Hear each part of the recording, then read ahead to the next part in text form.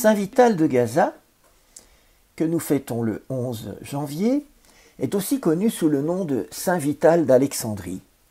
Ce saint est né à Gaza en Palestine, vers 625.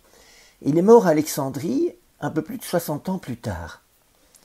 Saint Vital a d'abord mené une vie d'ermite en Palestine, et arrivé à l'âge de 60 ans, il a été interpellé par la situation des prostituées. Il a compris qu'elles étaient aussi appelées à recevoir le salut du Christ. Alors il a décidé de quitter son ermitage et de se rendre dans le grand port d'Alexandrie, où il était sûr de trouver de nombreuses prostituées. Et donc il est passé d'une vie d'ermite à une vie d'apôtre. Il a loué une petite chambre dans le port d'Alexandrie. Le jour, il mendiait pour subvenir à ses besoins, mais aussi pour pouvoir évangéliser. Et la nuit, il allait dans les quartiers chauds.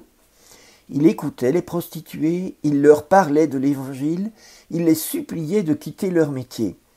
Parfois, il leur payait ce qu'elles auraient gagné en une nuit, et il les emmenait avec lui pour leur parler et prier avec elles. Donc il utilisait l'argent de ses aumônes pour sauver ces femmes. Beaucoup d'entre elles ont été sauvées, et elles ont abandonné leur vie de prostituées et accepté le Christ comme leur sauveur.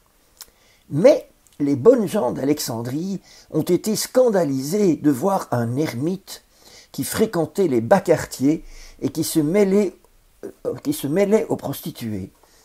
Ils ont donc averti l'évêque qui a mis Vital en prison. Mais les prostituées sont venues manifester bruyamment en pleurant sous les fenêtres de l'évêque jusqu'à ce qu'il libère Vital. Peu de temps plus tard, Saint Vital est mort assassiné à coups de couteau par un souteneur furieux de perdre les prostituées qu'il exploitait grâce au travail apostolique de Saint Vital.